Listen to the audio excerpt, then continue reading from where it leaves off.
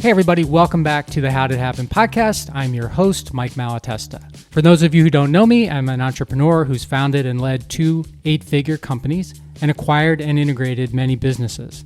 At the moment, I'm invested in more than 75 companies, spanning the spectrum from startups to multi-generational businesses. I'm also an author, speaker, and lifetime learner. My mission is to study success in all areas of life. On this podcast, I explore stories of success in every episode and with every guest. What it means, why it's important, and of course, how it happens. Whether you're a student of success like I am, or you desire more success in your life, I want to expose you to the people, thinking, and actions that can help you achieve your goals. I want to be part of your education. I promise you that I will always respect the time you make to listen. My goal is to not waste 1 minute of it. My job is to help you become more personally and professionally successful. Every week, I will expose you to super successful people and ideas. With every guest, I will dig deep to tease out the most impactful information, the information that you care about, and the information that you deserve. I'm grateful to have you with me today, and I'm honored that you listen, subscribe, and share my episodes with your friends. That's what makes the show grow and impact more and more people. You can subscribe, follow, and learn more about me at MikeMalatesta.com. Today, I'm fulfilling my promise to you with another amazing success story. Jeff Lopes is joining me on the podcast. Jeff is an entrepreneur and has been one for more than 24 years. His passion for brand building has led to globally known brands like Kimura, which he started in his basement and has now grown into a multi-million-dollar corporation that has sold well over 250,000 pairs of boxing gloves worldwide. In 2008, Jeff's second child was born, and his family faced a life-changing moment. We go into that in great detail. He quickly realized that in order to focus on his son, he needed to alter his business paths, and creating passive income became a goal. That led to the inception of True Blue Homes, and the investment into vacation rentals began.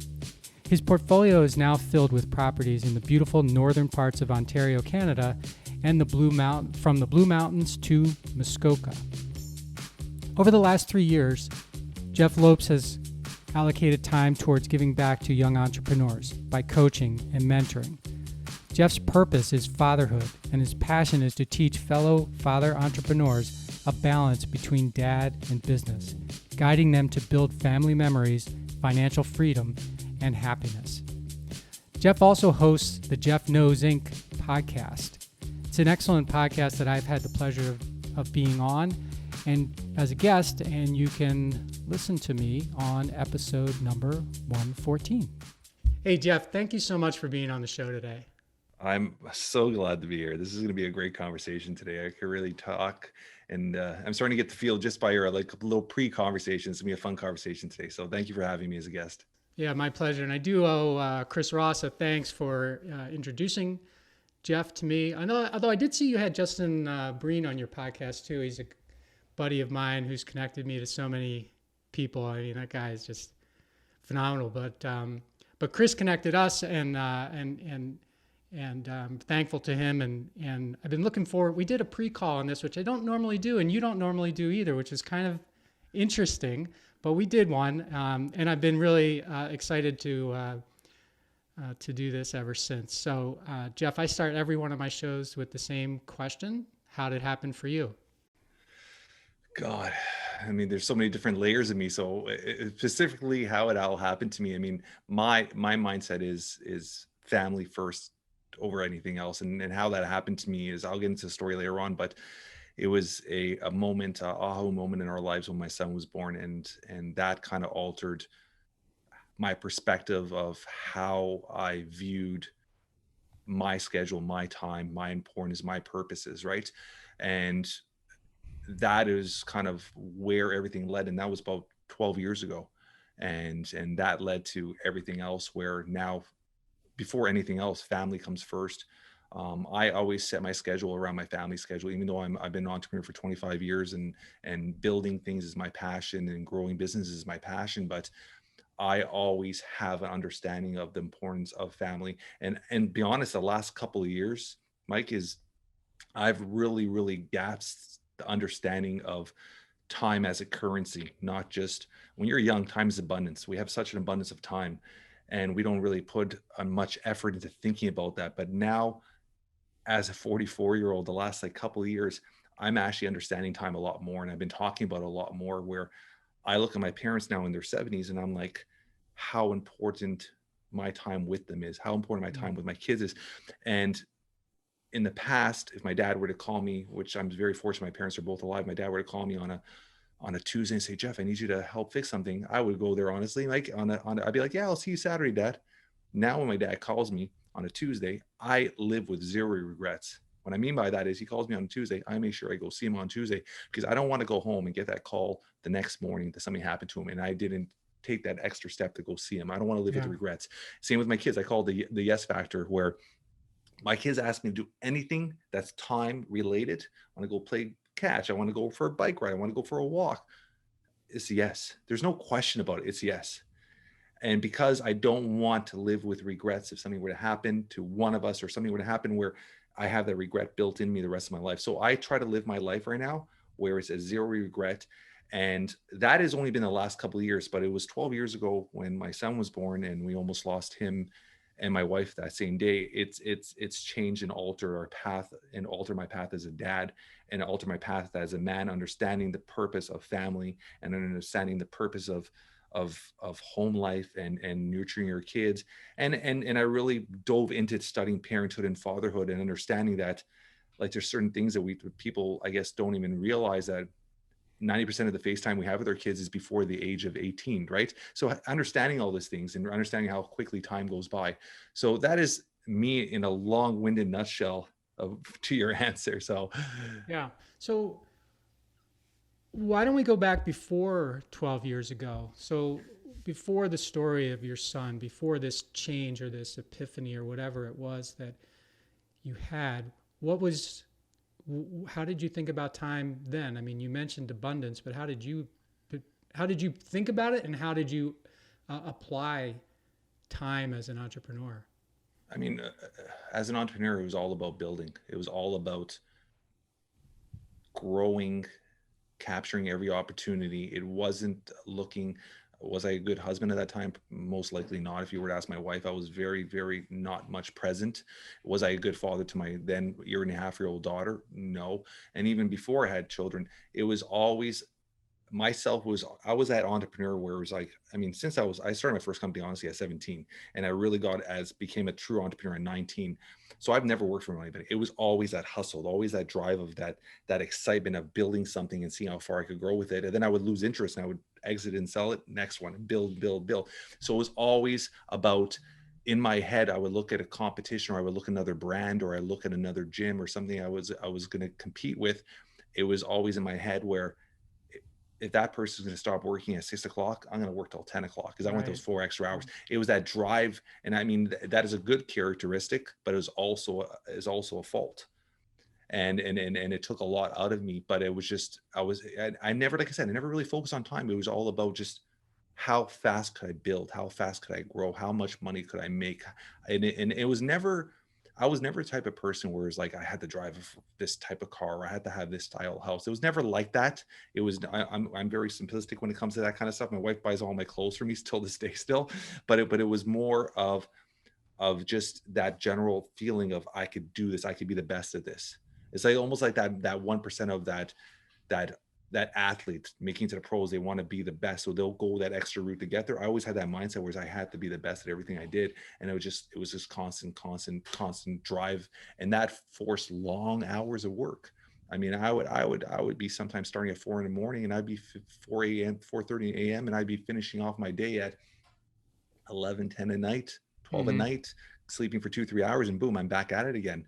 And when you start that lifestyle, it's not always accumulated to health. You don't take care of yourself. And when you're young, it really doesn't matter. You just keep going. As you get older, your joints start hurting. You start realizing your health and that's another thing over the last few years, I've really adapted understanding my health and putting my health above everything else. As much as I say family, I honestly, Mike, take care of my health above anything else. the way I eat, the way I train, the way I don't even call it meditate. I call it breathing techniques. I really, really focus on taking care of myself with my vitamins. I intermittent fast, all these things. And by taking care of myself, I could be a better value and better service to all my loved ones and everybody under me and my staff and everything like that. And I like the focus that you placed on building. You know that.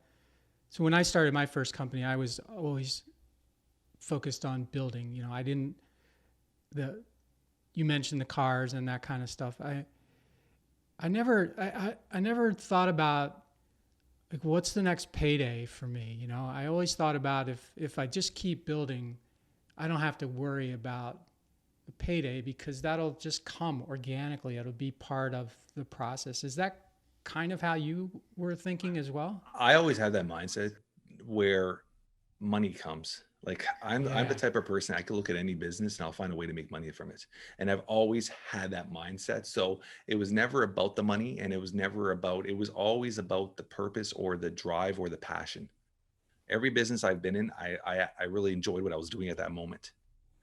And the minute I lost that feeling of passion or energy or focus on it, there would be an exit strategy right very close behind it. And whether the exit strategy was financially a gain or sometimes a financial loss. I mean, you don't win all of them. I mean, you Yeah. win some, you Right. lose some. So there was moments where I put a lot of time, effort, energy, and I really didn't. I never put money on my sweat equity. And then years later, I would exit it, and the financial gain when I actually sat back and logically put thought into how much sweat equity I put into that, it was probably a loss. But I realized at that point I had lost the passion for it, and it was if anything it was slowly killing me inside. I needed to move on to the next thing, so I would just exit from it, right?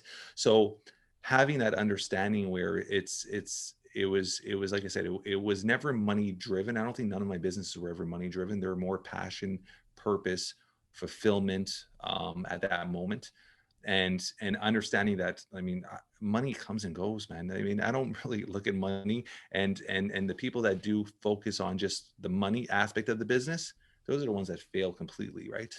Do you? Yeah, I was just going to ask you that. You know, in your experience, and not only on your podcast, but just in your entrepreneurial experience, like when you run up against a person like that, how does it make you feel? Because it makes me feel, I don't know, like a little sorry for the person, even though they often come across with all this confidence about how they're going to make all this money and stuff. I look at them, I go, boy, I think you're in this for the wrong reason.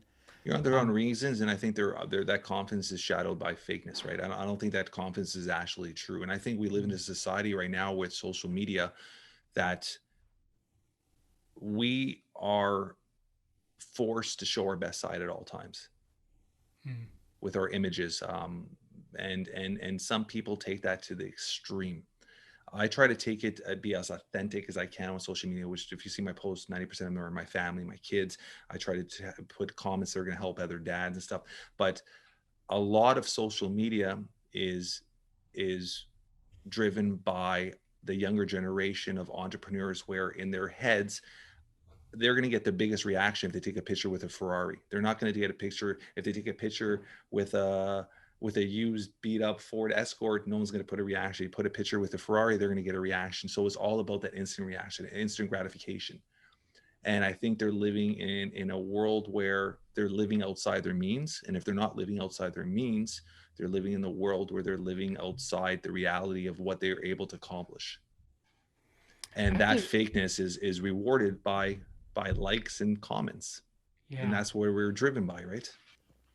We were talking beforehand about a person, and it just when you just said that, it kind of reminded me. You know, like when I see people that are doing that kind of thing, I'm like, who? Maybe it's just because I'm old, Jeff, but I'm always like, what? And is that supposed to really make me think that if I do buy your course or follow what you do, that's the goal, that's where I'm going to end up, and that's going to somehow make me, you know, a real deal as an entrepreneur or something? You know, I But just, you're a seasoned vet. You have to understand that yeah, you're dealing with, we are so driven. The younger generation is so driven by follow, the lead, that want, right? I mean, how does somebody, how did the Kardashians become multi-millionaires, possibly close to billionaires now, with zero talent in anything they do? It's Yeah. because they've learned how to really push the envelope on social media, how to become influencers. And I think we live in a society that influencers are becoming, it's essentially as a career now. Like Yeah. being an influencer is a career, and then Sure. how they utilize their influence and being able to sell their products is a talent in a way. And it sucks. And I think, I mean, there's a platform now. I'm not sure how heavily you were on it, but I was on it for a couple weeks, really heavily at trying to understand it. Clubhouse. Yeah. And I'm go talk. I'm on it, but I never have participated. So Okay, I'm so I was on it. I was on it for a couple weeks. I would jump in rooms, talk, and then I at first I was on it for quite a few hours, and I pushed away, and now I'm literally on it for 1 hour a week every Friday from 1 till 2 o'clock, and all we do is dad talk. It's just a dad open conversation with dads once a week, and that's it. I am not on it at all the rest of the week. 1 hour a week. That's what I dedicate, because I find a platform like that quickly allowed everybody to be a millionaire, everybody to be a billionaire, everybody to be a professional. in their mind. But it's you're getting a lot of people jumping on these rooms and believing it. I had, I'm not going to name names. I had a guest on my podcast, and very small social media following on Instagram. He would get maybe 3-4 likes a picture, like no following at all.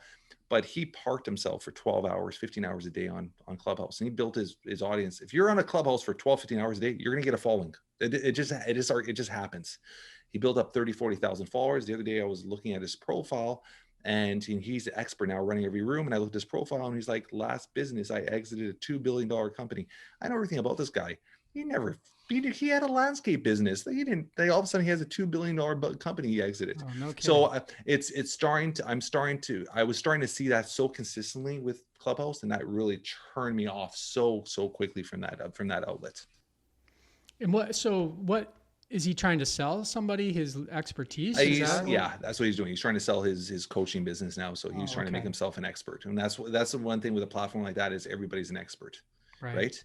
And Yeah. and I think that would winged out a lot of there's so many coaches out there, and I could talk all day about this, honestly, Mike.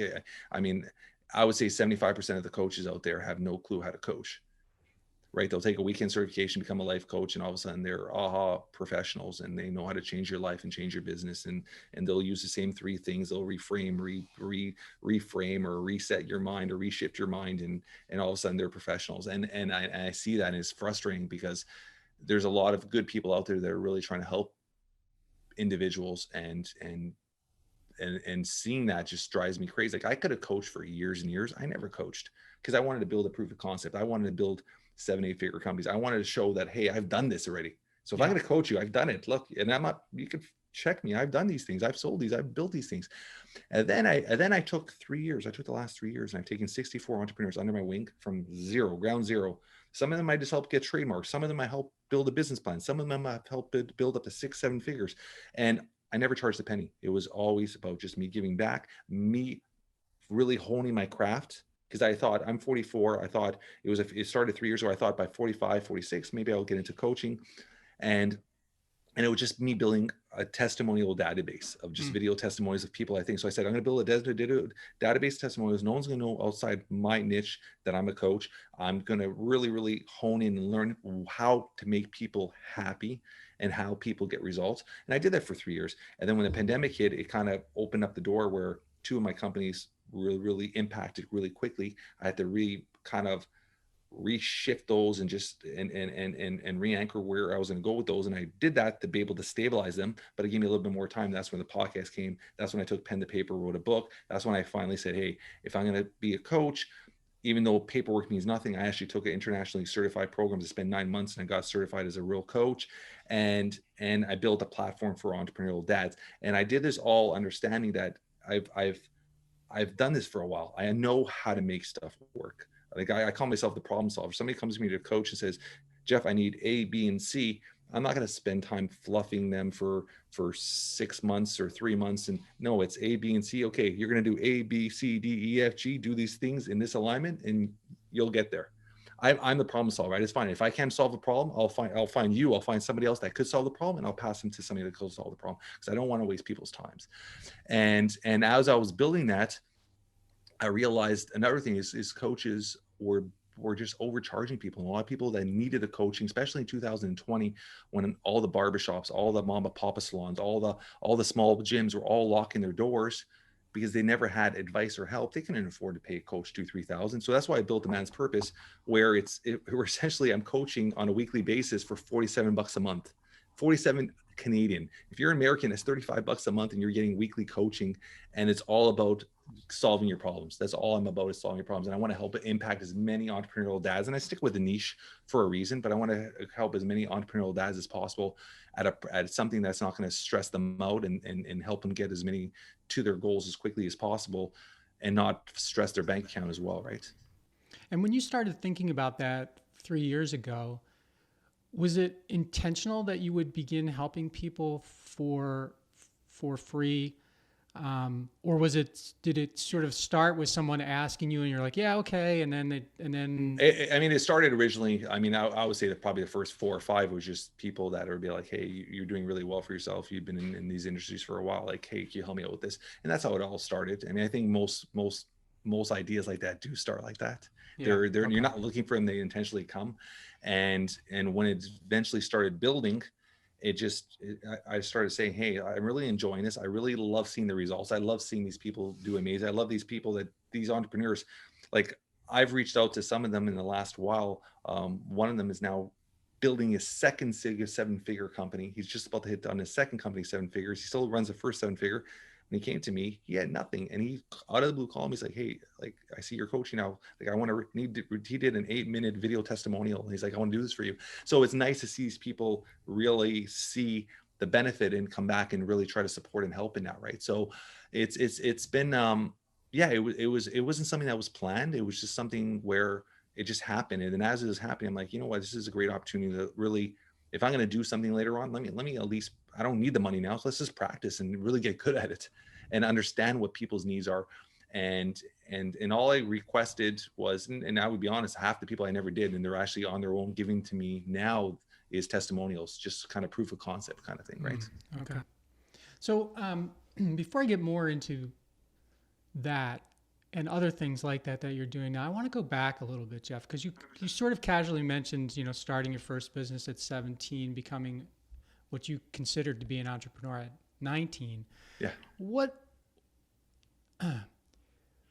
Let's talk about your track. So, as a teen, high schooler, whatever, what led you to this first business? What was it? And then what was it that sort of, I don't know, clicked for you? Like, okay, this is the direction that my life is going to go, as opposed to what you may have been thinking up to that point. I would be honest, from a young age, and there's been certain little stories that have happened that now that in my 40s, I could go back and like, yeah, that was probably a little trigger there, or maybe that was a little trigger there. And people that would say something, or people that would react to something. And those were little triggers along the way that you don't understand, but they're indirectly mentoring you. Yeah. Okay. In a bad way or a good way. Right. Like I was telling somebody this story the other day. It's the craziest story. It means absolutely nothing at that moment. I was 16, 15, working as a stock boy at a department store, and I absolutely hated it, but I needed extra money. I was working there in evenings and weekends, and it was one night the department store had closed, and they had I was a stock boy, and I had to bring out a skid of bleach. It was a big, massive skid. Pulling it out, it was 9 o'clock. I knew my dad was waiting outside to pick me up. I wanted to get out of there. I was rushing through the aisles, and I turned the corner. The whole skid tipped over, bleach all over the women's clothes department. I ruined so much clothes. And all of a sudden the store was ending, closed, and all the staff kind of circled around me, and the manager walked up to me, and I still remember his name, Texera, till this day. I was telling somebody the other day, I wish I could see him again. And he looked at me in front of everybody. He's like, people like you will never accomplish nothing in your life. Like something little stuff like that just triggered. And I looked at him and I literally quit on the spot and I just walked out. And it was just little stuff like that is just constant reminder of like, hey, I would never want to work for anybody. I would never want to take orders. And I've always had that hustle drive. And when I was like 12, 13 years old, my dad, I was really into sports cars, and go full circle. I'm selling sports cars. I have another business right now. I'm selling sports cars again. Oh, you And are? Okay. yeah, and going full circle. And but at 12, 13, I remember my dad, back then sports cars it was such a massive thing. And my dad would drop me off at a show or convention on the weekend, and I would have like $25 in my pocket at 12, 13 years old. And I would buy, sell, wingle dingle, and by the time I would leave like $100 in my pocket, and that would be my spending money for the week. And that would be something I would do like every weekend. So I've always had that hustle, that drive. And I've always been the type of person where I never waited for somebody to get something done. When I will put something in my head, I would just do it. I wouldn't think, wouldn't ask, I would just get it done. And that's how essentially my first company started. When I was 17, there was a shopping mall near my high school, and me and my friends would go hang out there after school every day. And we became friends with some of the store managers, and they were always telling us that they were having an issue with theft after school. Kids are going in and stealing at some of the jean stores or whatever. There was a lot of theft going on in this little mall, right? And I was talking to one of the managers one day. I'm like, why don't you guys just have a simple loss prevention, a security guard outside, and just having a security guard just outside the door? And she turned to me. She's like, that would be a great idea. I'm like, okay, that's interesting. And what I did was I ended up going and asked my dad for $250, and I ended up asking my dad for $250. And what happened was I got paid $60, registered a business, sold business for $60. I got some business cards, got 3 security jackets, got 3 walkies. And I went to all these shops and I said, listen, I'll have somebody outside your door from 3 to 7 o'clock every night as a prevention. The kid's not going to come in and steal. The security guard staying outside. And what I did was I hired all my friends. I was charging the store $13 an hour. I was paying my friends back then when minimum wage was like $6 an hour. And I started getting all these contracts. And at one point we had like 7, 8 shops on the contract, and I was actually making money. And the problem is a lot of my friends were what would happen is they wouldn't show up to the shift, and they would call in sick. And then guess what? Jeff would have to go take the shifts, or I would have to get friends or family to take the shift. And it got to the point where my parents were like, listen, like, you're 17, like, you got to stop this. You're not focused on school. You're focused on this business right now. And I had to graduate. I was like 17. I hadn't graduated high school, and I ended up selling the business. And till this day, the gentleman that bought that company off me, Screely Security Services, still runs that company after all these years. So it was my first venture into starting a business, and it was a fun little venture. And that was kind of led the juices into everything else I started doing from there on, right? How did you find somebody to buy a business at age 17? Like, it was actually a friend. It was through a friend of the family, and I sold it for $2,500. So he got the contracts, he got the stuff for $2,500.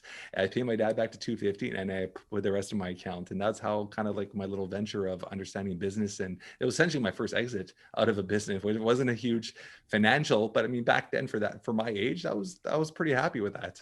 Nice.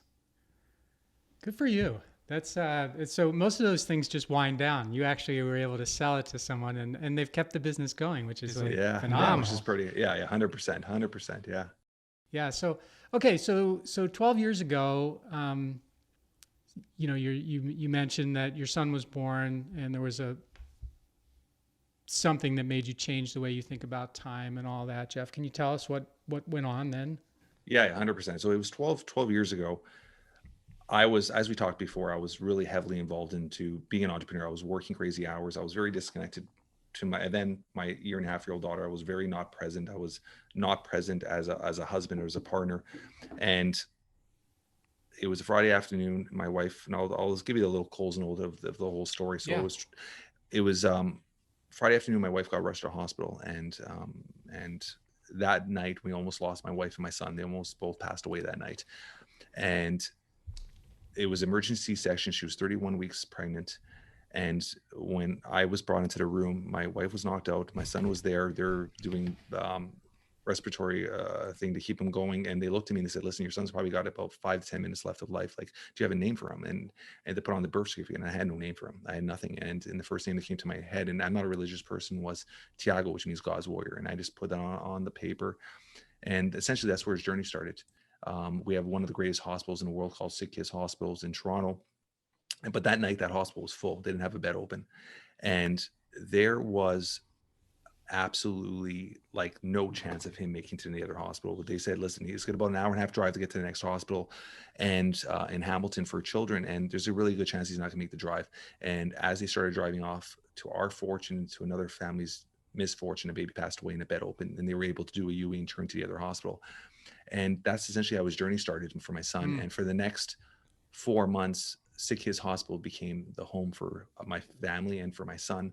And I got really heavily involved. Like, he was born with 7 organs that had unfunctioning organs. And he was the smallest, for example, he was the smallest baby in Sick Kids history to be on dialysis at 2.5 pounds. And there's just so many stories. And through the process, Mike, we almost lost him 4 to 5 times. And it was 4 months old. He was 4 months old, and he was still 4.5 pounds, and the doctors didn't want to discharge him until he was minimal 5 pounds. And he was still on feeding tubes, and they didn't want to discharge him until he was able to swallow. And me and my wife kind of forced the doctors, and we were like, at this point, we're like, we've been here for 4 months. We want to take him home. We want to take care of our boy. And we convinced the doctors to discharge him. And at that point, we are given discharge papers. And when you're doing discharge papers, you're automatically given a diagnosis or a label. That's their job. That's what they have to do. And he was diagnosed with CP, cerebral palsy. And they said because of the damage to his brain, he would be most likely confined to a wheelchair his whole life. And that mindset of not wanting to live with that understanding my son was going to suffer his whole life. I woke up the next day and I looked at my wife and I said, listen, like, I don't know what his future is going to hold, but I do not want that mindset of, or that regret of being a 60 or 70-year-old dad and looking at my son and being like, I didn't do everything I possibly could when he was young to get him that higher, better opportunity or better future. Right. And that's when our journey started. I put every penny I could into resources, every type of therapy. I used to spend hours and hours, 3-4 hours a day, just everything I could to get him moving. And we took everything as a big win.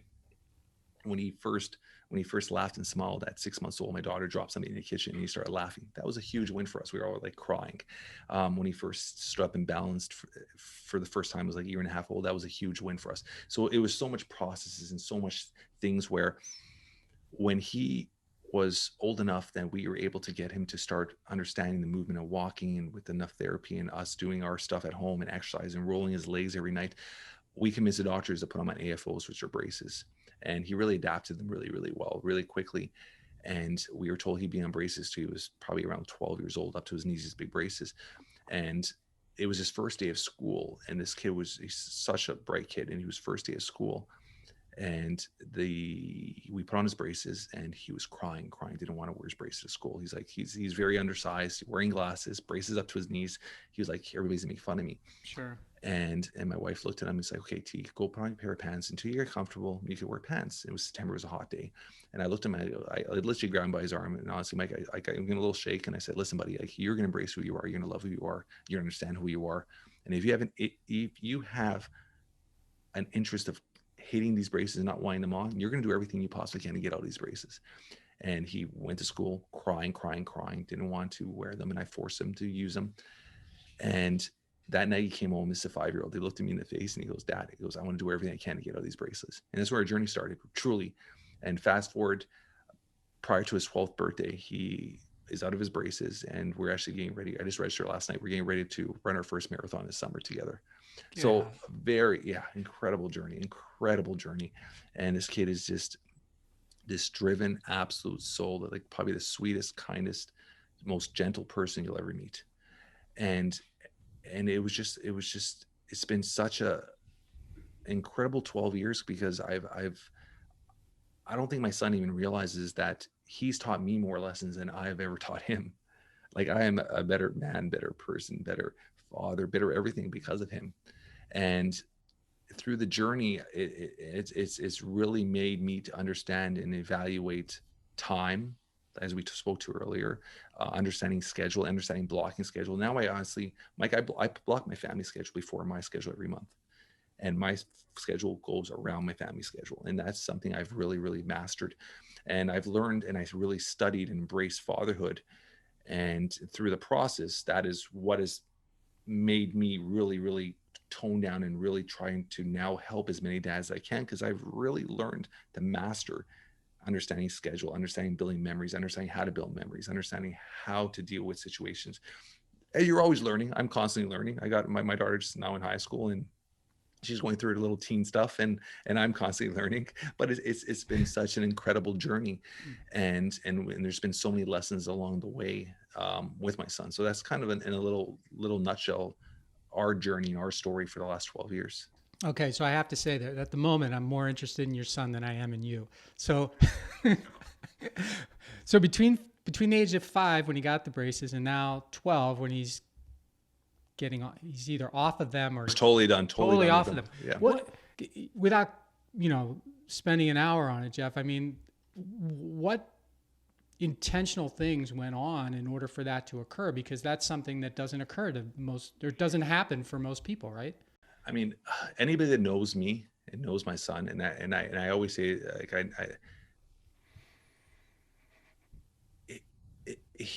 don't even know how to explain this, but I was meant to be his dad. What I mean by that is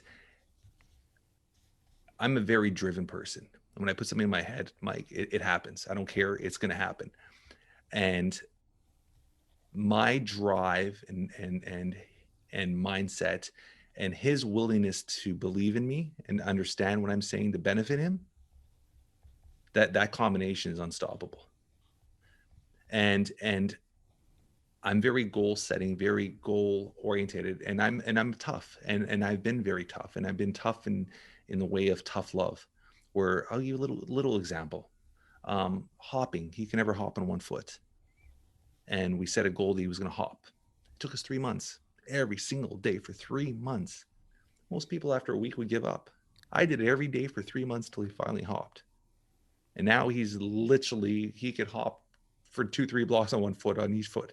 But I'm saying it was that situation where I put him in a situation where he felt he couldn't do it, and I would push him and push him and push him, but positively motivating him. And when we reach that goal, it would set that trigger of, I could do this, and it made the next goal more achievable and the next goal more achievable. Then I'm talking about, you have to realize that part of his brain was damaged, that his right whole side of his body had very little function at birth. He's a naturally right-handed kid, but he learned how to, we forced him to learn how to do everything with his left. And he's become naturally now, not naturally, he's now a left-handed. I don't know if you, there's tons of videos I put on Instagram, but he's becoming this little left-handed pitcher. He's absolutely obsessed with baseball, and he's 96 pounds, 12 years old. He just hit the last week 56 miles an hour as a lefty pitching, dead on accurate. And we've set all these goals. It's funny because as an entrepreneur, as a man, I set 3 months, 6 month, 1 year goals. I never set anything past 1 year.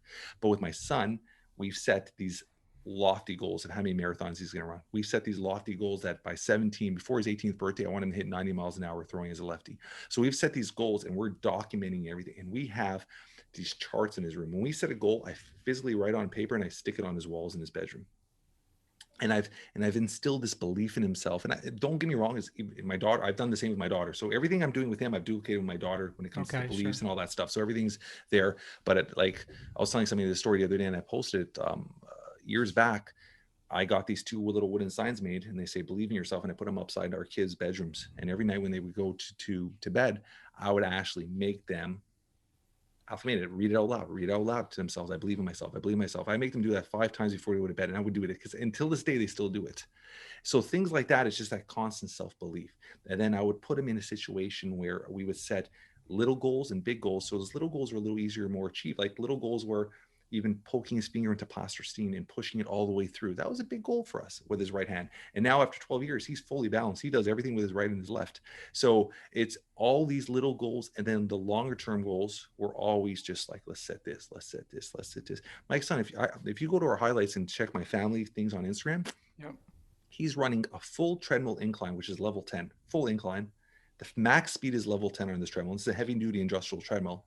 He's doing wind sprints that if I get on that treadmill, I'll fly off it. He's flying through these wind sprints. He does twice a week, 15-second, 10 wind sprints. Like, it's incredible what this kid is achieving. Like, no one ever thought he would achieve this. No doctor in the world would ever think he would achieve this. Our physiotherapist, we go see them still to this day, and she's like, you don't need me. I understand where you keep going, and I keep going because it is part of the service of sick kids, and I don't want to lose that, because later on in life we need something. Once you stop going, we lose that connection. So we still go once a year. But she sits there and she's just in awe. She's like, okay, T, what are you doing now? Like, this is a 12-year-old that could do 60 full male push-ups. Like, it's incredible what he does, right? Nice. And it's been because from day one, we understood fitness, we understood diet, we understood the proper vitamins for him, we understood the proper foods for him, we understood even light therapy for his brain. Like, everything, we've maximized every opportunity we possibly could. So he was given every opportunity to succeed. And then having me push is kind of really got him to the point where now he pushes me. This past Sunday, I just did a post. We were out for a run. We're doing our 5K run. The last 15 minutes, we're running on a path on the way home. My lower back, I have back issues, and it started cramping. And this is my little 12-year-old looking at me like, Dad, don't give up now. Don't give up now. Let's go, Dad. And he's motivating me on the way home, which is pretty crazy, right? Yeah, but that's what it's been, right? On. Yeah, totally. So that's been essentially our journey for the last 12 years, just really long goals, short goals, and small goals, and just taking everything as a win and really magnifying those wins, and really, really making him build that self-belief that he could do anything he possibly wants to do. Right. Progress, not perfection. Yeah, 100%. So and also limitations. So you never, even though the doctor sent you home with a bunch of limitations, right? I didn't, do you know till this day, I never signed those discharge papers. Oh, you did? Never signed those. And because I was so upset that day. Because I was so upset that day and I've had this conversation with other people where we talk about labels, and sometimes it's a positive thing when their child is labeled, because you're giving these extra resources. But that, in my moment, in my mind, I understood if my child was diagnosed with CP, he would never be able to get a driver's license. He would never be able to, like, there's certain classifications he would have. If he ever wanted to join the army, you could, like, there's certain classification you couldn't. And me understanding that label, and me understanding that you're looking at a newborn and labeling them, not knowing their future and putting the really restrictions on them. And I remember the lady's like, oh, once we diagnose and giving the label, if you sign off on it, you get resources, but you also could get a government check every month because your child's disabled. And that just put such a cold feeling inside my thing. And I was like, this has nothing to do with money. Like, why would you even say that? And those were two of the things where it really just, like, kind of other triggers in our life, right? Those are moments that were just like, wow, like, no, this isn't happening right now, kind of thing, right?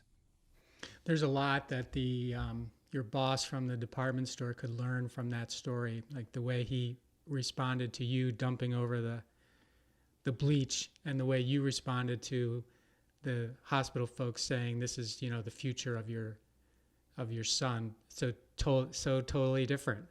Yeah. So totally different. Yeah. Huh.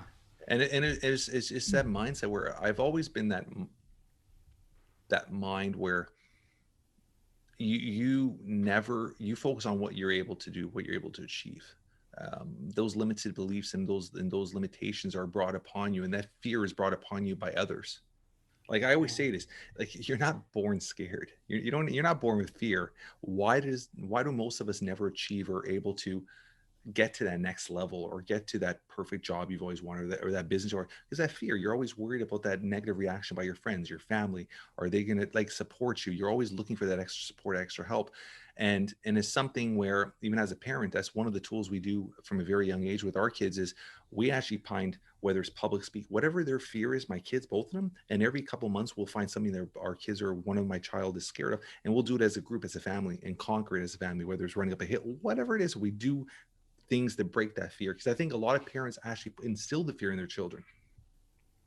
You always hear those things where it's like, don't touch the stove, you're going to burn your hand, or don't run down the stairs, you're going to fall. Like, those are, like, there's constant fear that your parents are constantly putting into your head. And then you get into the real world, it's that you're looking at that. I always say social media rewards failure more than progress. Somebody loses a job, they get 100 people commenting, oh, I'm so sorry. Somebody gets a job, you get 1 or 2 people commenting, great job. It's that constant the constant gratification as if I fail, I'm going to be comforted. Right. And with my son, every time he failed, it wouldn't be a comfort. It would be like, hey, get your ass up and let's do it again. There's no comfort in you failing. It's a comfort of you succeeding. And that's one thing we do with our children is reward them for their success. We live in a society, honestly, Mike, I could talk about this all day. We live in a society where children are rewarded for mediocrity. Children are rewarded for you enter an event at school, everybody's given a participation ribbon.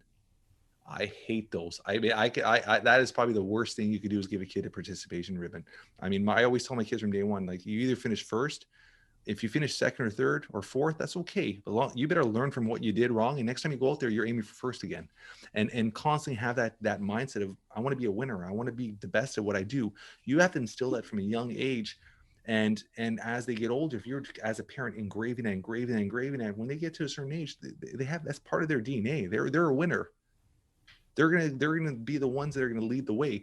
It's the ones that we're constantly comforting and babying all the times. They're ones that are 35, 40, 50, 45 years old, and they still have a not understanding of who they are. They don't even know their own personality, right? They're driven by fear all the time.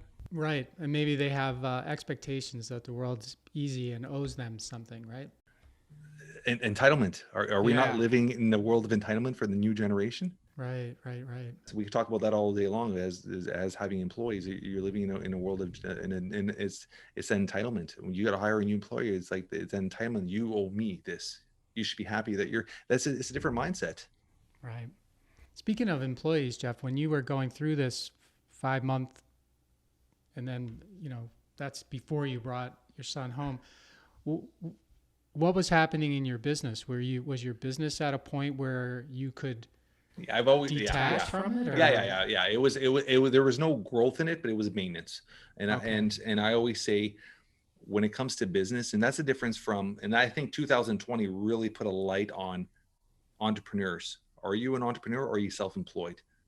So if you're self-employed, if you're not physically at the job, will the job fail? Will it fall apart? So understanding that an entrepreneur could leave his business for 30 days, 40 days, and whether it doesn't grow, it's still going to maintain itself and still actively still run itself. That's an entrepreneur. And that's what you have to understand when you're trying to build a business. You want to be able to have a business that'll sustain itself in circumstances like that, right? And in 2020, I think a lot of entrepreneurs realized very quickly that they were self-employed. They weren't entrepreneurs. And I think, and those are the ones who were not able to kind of reshift and re-angle their business to actually succeed are the ones that kind of failed. And that's why so many businesses in the last 12 months have failed, right? So let me make sure I understand the distinction you're making. So by self-employed, I hear you saying through what you're saying that if you're selling your time for money, exactly, you are not an entrepreneur. Yeah. You're an entrepreneur, you're an entrepreneur, but but you have a business model that's destined to fail when something in life happens. Yeah. Okay. If that was my business model for 4 or 5 months, it would have failed. Okay. You understand? So being able to be away and deal with the situation and still being able to have that passive income coming in. And that is, we'll talk about that. I mean, that is a big part of why I built True Blue Homes, which is the vacation rental and commercial business, commercial property business, is because it brings passive income. And I learned at that moment that how important different forms of passive income was. So I wanted to bring as much passive income as possible. And there was another reason behind it, because everything that happened with my son, I didn't know his future. And my mindset was, Mike, was if something were to happen to me today, my business is striving. Kamora was striving really well. It was growing at such a incredible rate. But if something were to happen to me, where would that business be in 4 or 5 months? It would probably fall apart. Right. But if I had sustainable pieces of property that were paid off, that were bringing rental income, if something were to happen to me, my son was taken care of, my daughter was taken care of. So what I did was, every time I would buy a property, I would buy 2 exact properties, one for my daughter, one for my son, and I would turn them into passive income. And I kept building that. And that was my original intention, was preparing and setting everything for my kids, if as almost like a backup plan if something were to happen to me. So that was where the True Blue Homes I initially started 9 years ago, and now it's built up to, we're up to 9 properties now. But then so before I get, you're building something too now. If I recall from our conversation, you're actually building something. So before I get into asking you about that, I want to get your mindset about focus, right? So a lot of entrepreneurs, they build up a business and then they get what I'll call lazy or tired, or they just lose passion. Like you had said, when I lose passion, I get rid of something. And so they're like, well, I don't want to give this up because it feeds me and all this stuff, but I want to start, putting my attention into other things. And sometimes that leads to great success. And sometimes that, craters the whole thing because you spread yourself out and all of a sudden you're not really paying attention to anything. So as someone who's navigated their way through that, and obviously with a lot of intentionality that's clear just from talking to you, how do you think about that for yourself and for others? I mean, speaking for others, I mean, I would have that mindset always where I always say is being able to fire yourself from a position. So you build a business up that all of a sudden now you have 4 or 5 positions in that business. You might be the jack of all trades. You might be where you're using all the hats, but now you slowly start outsourcing, whether you're outsourcing overseas, whether you're outsourcing your graphics, whatever your business is, you're a podcaster, you're getting something to do all your posts for you would slowly start outsourcing certain things. And eventually you fire yourself till you are just the overview of the business. So now I can step back and just watch the business and it's still bringing me income. It's still bringing me passive. Once I've done that, now I can move on to the next one. Being at the heart of the business, and just because you lose passion and you're thinking it's still going to run itself when you're focusing your attentions on something else that you have a passion for now, that'll fail. That is no question that'll fail. So you have to build it up to the point where it's creating so much passive income that you're not there every day. You're not doing the day-to-day operations. You have the staff, or you're outsourcing it enough that it's still maintaining itself, running itself, bringing a passive income where you might only have to be present once a week, just to have a group meeting or to overview stuff.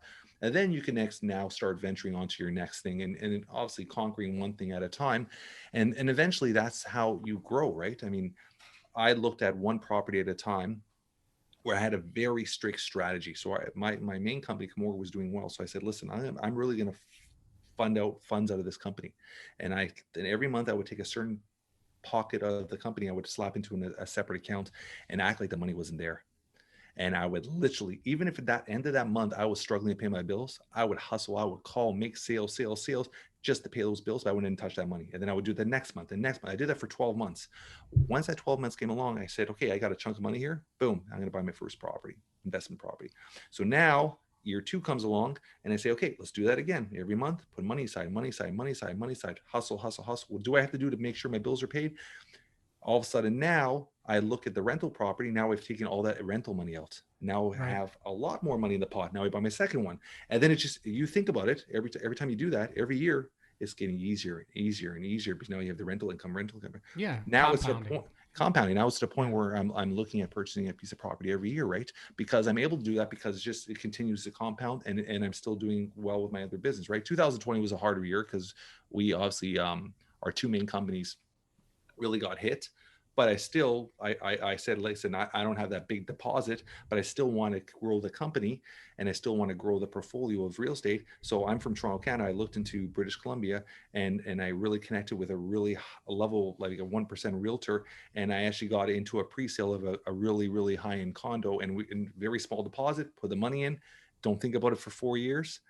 And so bought another piece of property. I was creative with it. So I now said, listen, I'm going to invest this 20,000 or 30,000. And in 4 years, that $400,000 condo, it will be 800,000. You know what I'm saying? So I'm still doing it, but being creative in different avenues and stuff like that. Right. Okay. Got it. And do I remember from our previous conversation that you were building something too? Yeah. In Northern Ontario, there's a place called Muskoka. It's a really, really high and beautiful, kind of like the outdoor wilderness of the northern part of Ontario. And we have 16 acres up there. It was actually 2 properties. Same with my kids. I bought 2 properties. I joined them together, and they got a beautiful water running through and all this. And we're building up a 6 cabin, 16 acre cabin resort. Okay. So that's in the process right now. So we should be done this summer. And it was funny because originally my plan was to build this and run retreats out of it and all that stuff. And the value of those properties, because now people are not traveling, they're all staying and they're all trying to build these beautiful cottages. The value of those properties as a business has in the last year has gone up about 60-70%. So I'm actually looking at probably finishing the resort and probably exiting and getting out of it and moving on from it. So we might have different plans this year on that resort, and then I'll take that money and invest on other real estate. I'm always looking at just different opportunities. Anytime an opportunity comes, I have zero fear. I have zero fear in my mind. If it doesn't work, you move on, kind of thing, right? I jump on every opportunity I possibly can. And a tiny little diversion into the sports cards thing, since you mentioned it before. So I just saw yesterday in the local Milwaukee paper, there's a sports card event coming this weekend. $250,000 we have to buy sports cards, but they will only buy sports cards up through 1969. So it made me think.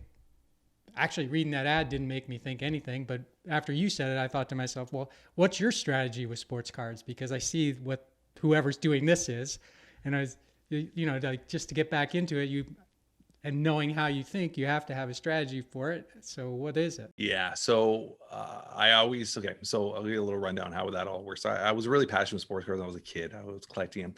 I had a huge amount of collection. Sports cards tanked. The whole industry tanked. It was worth nothing. It was just a piece of paper. And I ended up selling, 70,000 cards, like a massive collection for, oh my God, when I was like 16, 17, maybe a little later, for like 5,000 or something like that. Right. It had lost all its value, and I sold it all. In the last 12 months, there's massive entrepreneurs, like Gary V, Patrick, like all these guys are massive, like billionaires or multi-millionaires, are all of a sudden on Instagram and all this with sports cards. And they're now utilizing sports cards as a stock. Because what they're realizing is a lot of guys that are my age in their 40s now have more sustainable income, and they're going back to their childhood, and they're overpaying for these memories. And what happened is there's a company called PSA and Beckett, and they grade them, and they grade the cards. They rank them in 9 or 10. And once a card is graded, so you have a raw card, so you have a basic card, it might be worth $1. Once it's graded a 9 or 10, now it's worth $500, $600. That's the comparison. Right? It's incredible. So people are using his investment. So one guy, he had purchased, and he was all over social media, he had purchased 2 Wayne Gretzky rookies, PSA 10s, which is apparently the only PSA 10s for Wayne Gretzky rookies out there on the market. And he had bought a set of them for $517,000. So $517,000 US. And his family thought he was crazy. Less than 16 months later, sold them for $2.5 million. Oh. So now think of the investment. Yeah. So I started I'm seeing all these guys really taking this and selling and buying and selling. So let me study it. So I really put some study into the market, understand the market, and I figured my niche. I go, this is the niche I understand from the 90s when I was a kid, and I really started investing. And I said, listen, I'm going to invest. My goal is to invest 25, 30. I ended up investing close to 40,000 US, 42, 43,000 US within a 6-week period. And the goal is I figured out which cards to buy, I figured out how to buy them. I built the whole system. I bought them all graded already. And the goal is within a 12-month period to profit 100,000. That was our goal in the office. We have the boards, 100,000 on these cards within the period. Huh. So yeah, that's our goal from here. Yeah. So it's just a little venture, and it's just another. In 2020, it opened up my eyes where I wanted to have as much passive income as possible. And then also, when things are slower in the office, it gives the guys something to do. They list them, take photos, and it gives work for the offices as well, for the staff as well, right? So $40,000 in cards. How many cards is that, Jeff? Like thousands of cards, or hundreds. Yeah, I mean, some of them I was paying $200-$300 a card, $400 a card. Yeah. So some of them, and then I mean others you pay 50, 60, but it's nothing less than 60, 70 US a card, and most of them ran from $300 to $400. And I'll give you an example. Like I bought Troy Aikman rookies. I think I paid 130 a card, 125 a card. I bought a lot of 10. So I was buying lots. A lot of people can't afford a whole lot. So I was able to buy it. So I would buy a lot of just the same card, all graded already. So I bought a lot of 10 of them, and I ended up selling them all within like a week and a half for like 525, 550 US. So I literally turned 120 to 500 times 10 all in a week. So that's how the mindset is that business is just like, it flips very quickly. So do you think that with the NFTs now, that you could take I make really, digital yeah. copies of these cards and sell them as tokens? And I don't even want to get into that. I looked into that and I was like, how, like I just, my mind just can't wrap around. Like yeah, I need to physically hold something. Like if you see behind me, I got tons of sports cards. Like physically I need to, yeah, these okay, are these ones I said I'm going to keep these ones because they probably have a long-term like value to them. Some of them I'm actually going to hold on to because over time they'll be worth a lot more. But they're more longer term investments. But it's just, yeah, that whole man, that world is, I think people are just overpaying just for the hype of it right now. okay. So I grew up in the early '70s. I have at least 2 years, I think, full baseball for sure. Maybe others. So maybe there's something. There's just in boxes, in my office. So maybe I should It look at that again if there's something it's happening. funny because I mean certain ones, if the condition is good, you get them graded, the value is just, you might have a ton of money there and not even realize it. And Huh. the thing is, there's so many people like you that probably have in their attic and stuff sports cars that don't even Yeah. realize the value of them, right? And but the condition is everything nowadays. That's how it's rated. So if you have a card and it has like a nipped corners, my dad, that the value is like is worth a piece of paper, like nobody will buy it. That's it's all about the condition of the card now. Yeah. These Yeah. Yeah. companies that are making, like the PSA, that company is the number one grading company in the world. They just went public and they're worth a ton. That company's worth tons. They've literally stopped taking submissions for people dropping cards for the next 3 to 4 months because they're so busy. Oh, is that right? Yeah, they Wow. started making a ton of money, ton of money. So, with the time we have left, Jeff, I want to talk about. Sorry to get off on that tangent on the sports cards, but I was I was kind of interested there. Um, so, a couple years ago, you decide with all the other stuff you're doing, you've got your vacation rentals, you've got your boxing gloves, and whatever else you sell there. You decide that you're going to do this coaching thing, and then the podcast, and then write a book. And you mentioned a whole lot of stuff, sort of when we were first talking. But what caused you to sort of go that way? What you basically started making a brand for yourself, about yourself, as where before it seemed like maybe that wasn't part of your plan. Yeah. So that all started in on a way where there's two main reasons for that all, Mike. I mean, one of them, and I'll tell you the second in a sec, but one of them was I felt there was a need for coaching with all these big coaching. And when I started the podcast originally, I had two purposes of the podcast, and they're still my sole purposes, was branding and networking. So I'm using them to network with other individuals and to brand myself. That was the main focus of the podcast, and it's done exactly that for me. And in the process, I realized that I needed to, in order to build yourself as an established brand, you needed credibility. So that's where the book came along. The book is more of Okay. a credibility aspect of it.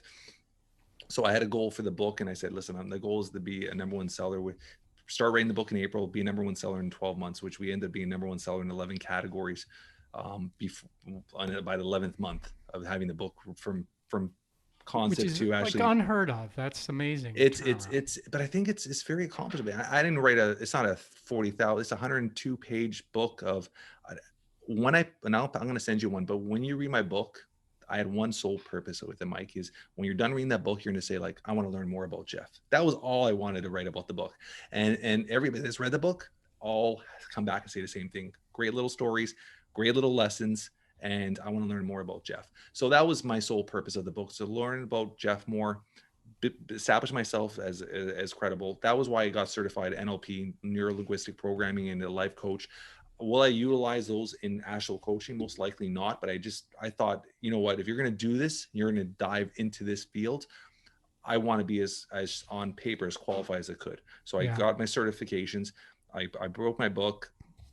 I started the podcast to build my network and my branding, and then I really took into the whole social media for the first time. Really, I mean, I only had 300 followers when I started this in April, and we just hit like 31,000. This is pure organic, and through the whole process, it was all about building myself as a brand, and that would led up. And my mindset with a man's purpose has altered and changed so much in the last 12 months. It started off as, I'm going to be this one-on-one coach, and then I was like, I took on these one-on-one clients, and I was like, this is too draining, too much time. Like, I want to help the masses, and there's no only way to help the masses build a coaching business that'll be affordable to everybody, that could really target as many dad entrepreneurs as possible. So that's why I put the price point at that price, where it's affordable to everybody. It's less than a coffee a day.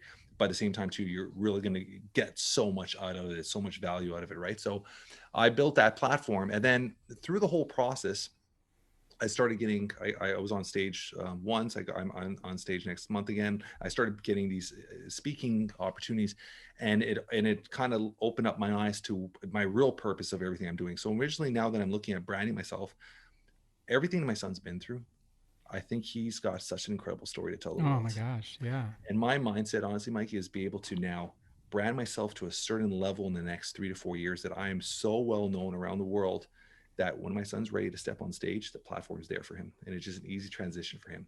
That is, be honest, my main purpose with this at this point, is build this platform that when he's 17, 18, he just transitions on and he'll tell the story, and he'll be the one showing his videos hitting 90 miles an hour. And he'll be the one that's run 100K marathons, and people are questioning. Like, I want to build this platform that he could inspire and change the world. And I think it'll be the easiest way for him, if it's already built and everybody knows who I am, they're going to pay attention to my son. And I think that'll be great, because I'm telling a story all the way through. And at the same time, too, I've been on, in the last 3 months, 52 podcasts as a guest. Like, I'm building this all because, in the end of the day, it's going to create this opportunity for him that I think is going to change so many people around the world. It'll inspire and really put a lot of people into a different mindset of how to look at challenges. That's incredible longish term thinking. Yeah, Like, and it's funny because I think long term for him. I don't think long term for myself. yeah. But to be able to do, to be able to switch back and forth with your mind is like not something a lot of people can do. They, sort of program one way. So I love, that's a great story. Thank you for sharing that. So before we go, behind you are pictures of people. You've got Oprah, Einstein, Muhammad Ali, Steve Jobs, Mick Jagger. Those are the ones that I can see. And it's chalkboard, and you got all this cool stuff going on. What's the reason? What's the purpose? When I first did it, I wanted you see my whole studio. It's all sports memorabilia. It's got like superhero. It's just it's got monkeys. I got Einstein here. Nice.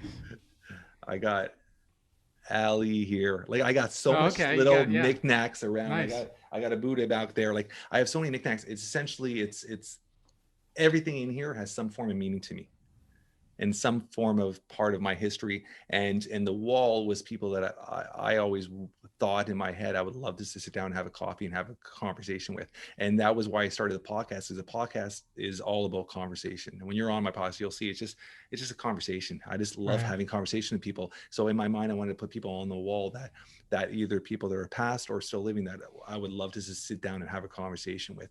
And then everything else in the background is things that are in my life, like just how my mind works is always like everything's in the meter, everything's measured, everything's about growing. It's all business stuff and success and hustle and stuff like that. So I put everything together. Okay. Last question, and it just came to me, but what about beer cans? Do you think beer cans are coming back as a collectible? You know what? Anything that you have to have that mindset with anything in the form of collectible. Yeah. There's somebody in this world that has value to it. Yeah. One man's garbage is another man's trophy, right? How does that saying? One man's garbage is another man's like one treasure. Man's trash is another man's treasure. Yeah, yeah. So it's always having that mindset where, I mean, there is a time when I've never even told anybody this. There was a time when I was like 19, 20, maybe 21, when eBay had just really taken off. And I was literally on weekends hustling garage sales and finding collectibles and finding things that I could sell on eBay. And I would turn around and sell them. And I was doing it as a high cycle. And I would only list on weekends, and I would only ship on Monday mornings. And I would only go out Sunday mornings to garage sales. And I did that for about 6-7 months. And I probably made $50,000-$60,000 extra profit. Like, I've always been the type of person where I find a way to make money. And when it comes to collectibles, I can't stress enough, there's always somebody out there that'll pay for what you have. That's it. I had a friend that did that with like musical equipment when he was in college. So he would go out and buy musical equipment off Craigslist or whatever, and then resell it on eBay for like huge multiples of what he bought it for. It was like Yeah, because you have to understand that once it's slapped on, once an item is slapped onto a website like that has so much international or so much exposure, you're now all of a sudden a garage sale has 5 people that come there. Now you have 100,000 eyes on it. Yeah. You're gonna find some odd guy that loves that. Right. Or something that's totally ordinary to you is super valuable to someone else, and you would never know. Yeah, 100%, 100%. And that's why, like anything, like when it comes to even selling something, where a lot of people are like, oh, you're starting a brand, and a lot of people are like, oh, there's so much competition. But if you learn how to master the online business and learn how to master SEO and learn how to master people getting to your website, there is people that live in bumfuck middle of nowhere that have no access to stores. Sure. And if you could be the first one when they type in on Google that product, you're going to have a business. So it's understanding how to utilize pretty much the market we're in right now. The world we're in the world of technology, so you have to learn how to master that. And it showed even for the restaurant business in Canada. 10,000 restaurants have locked their doors in the last 12 months. But there are restaurants that are having record numbers. Why are they having record numbers? They've learned and adapted to skip the dishes, Uber Eats, doing special ways of delivery in their local market, doing eateries, doing outside. Like they figured a way to hustle, and they're bringing more income now than they ever did, because they learned how to shift and how to adapt to the market. So there's always ways to make their business work. It's just people sometimes are stuck in their old ways, right? Yeah. Well, this has been an incredible conversation, Jeff. I'm really, really thankful to you for coming on the show and sharing, and for getting the chance to know you. It's been really fun, man, really fun. I appreciate it, man. It's been a great conversation. I'm excited to have you on my podcast. I think next week, but it's all about sharing stories and lessons. And I think that's what makes this podcast world so powerful. If it's done properly, it could be such a useful tool for so many people. And you mentioned Instagram a few times. How do people follow you there, Jeff? Yeah, so I'm on all the platforms, social media. You can find me on every platform, but Instagram's the one I pick and choose, because it's hard to be on everywhere. So Instagram is at Jeff Lopes, JEFF LOPES. And if you're an entrepreneurial dad looking just to figure out your life as a dad, or really bring your business next level, you can reach me at, you can check it out at jeffreylopes.com, JEFFREYLOPES.com. All right. Check it out. Can't wait to be on your show, Jeff. Appreciate it, buddy. Thank you so much. Thanks for listening to this episode of the How'd It Happen podcast, where we believe that success doesn't happen unless you make it happen. You can subscribe to the podcast on Apple Podcasts, Google Podcasts, Stitcher, or wherever you like to listen. And while you're there, please rate it and leave a comment as well.